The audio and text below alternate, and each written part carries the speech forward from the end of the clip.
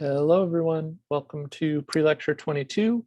This is going to be the start of Chapter 16 for us, getting into thermodynamics. With that, we'll start with a discussion of spontaneity and what spontaneity is. So it's not just like being fun on a night out is not just being spontaneous, but a spontaneous process, chemically speaking, is something that occurs naturally under certain conditions. Whereas if we have a non-spontaneous process, that is something that needs to be driven or have energy input into it from an external source. Okay, so an example might be a mountain lake. If we have water in that lake, it will naturally flow out of the lake downhill to another stream. But in order to get the water back uphill, we would have to use a pump. And so that basically means our spontaneous process would be water goes downhill. If we want a non-spontaneous process, if we want to refill that lake, we have to put energy into getting the water back up the hill, right? Another example, we could think of ice at room temperature and pressure.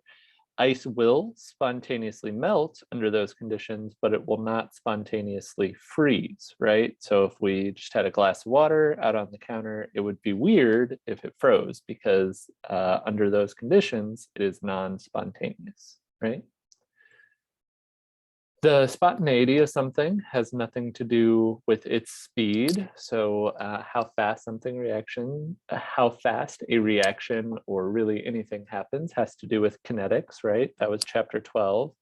But what we're concerned about in this chapter is the energetics of the reactants and the products. And so those have nothing to do with the speed of a reaction. They have everything to do with the thermodynamics around the products and reactants. Okay, so an example of this is we can compare and contrast diamonds and graphite. So they have the same chemical formula. It's just carbon. Diamonds are actually, so if we go to an energy diagram, diamonds are actually higher energy than graphite. And so we could say that graphite is actually more stable than diamonds. So kind of the old joke amongst chemists is graphite is actually forever, whereas diamonds are not forever, going back to the old phrase.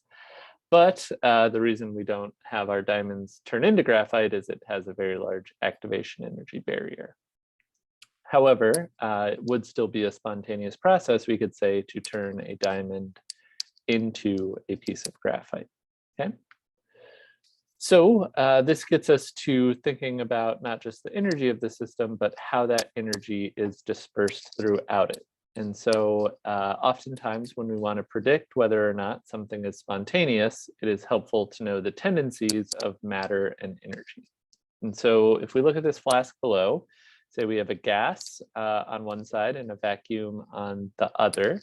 If we have a stopcock dividing the two chambers, as long as that stopcock is closed, of course, you'll keep a gas on one side, a vacuum on the other. But if we open that valve, then we would start to get a uniform dispersal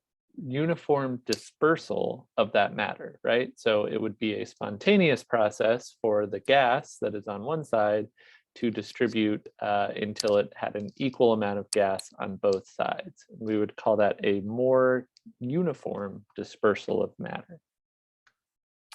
However, if we wanted to reverse that process, so say we opened our valve, if we wanted to get all of the gas particles back on just one side, we would have to put energy into that. So we would have to find a way to compress the gas, to push it from one side to the other, and that would require energy input, right? Because our matter would no longer be distributed equally, it would be concentrated on one side. And so that process is non-spontaneous, okay? We can consider the same thing with energy. And so say we have two objects where one is hot, one is cold. Of course, if we then put them together, that means that we will have heat transfer from block X to block Y. We could think of that as block X having a high concentration of heat or kinetic energy, and we would move from the area of high concentration to low concentration again, just with regards to energy, okay? And so again, the key takeaway here is that the system moves towards a more uniform dispersal of that energy, okay? And so the way we often try to think about this chemically is in terms of a microstate.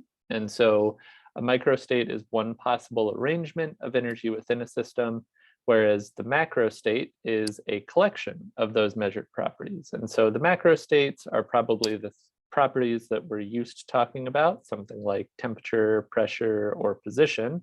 Those are things we can measure, whereas a microstate is how our atoms are actually arranged or distributed at a chemical level. Okay, so we can have different arrangements of these 4 atoms within our system. Okay. So our microstates lead us to a discussion of entropy. And this is a measure of how energy is distributed within a system. That's the key definition of what entropy is, okay? Entropy is an absolute value, which will be important for what we'll talk about in class. And we can quantify it using something called the Boltzmann constant. And so that's this K sub B right here. So our entropy is equal to our Boltzmann constant, which is this 1.381 times 10 to the negative 23rd, and then the natural log of W, which is the variable we use to represent the number of microstates. Okay. Generally speaking, the trend here is that the entropy of a system will increase as the number of microstates increases. And so that will be important. We're also going to talk in class about how to then calculate microstates and total entropy. Okay, that's it for our pre-lecture today. Hope it was informative. If you have questions, please let me know. Otherwise, I will see you soon.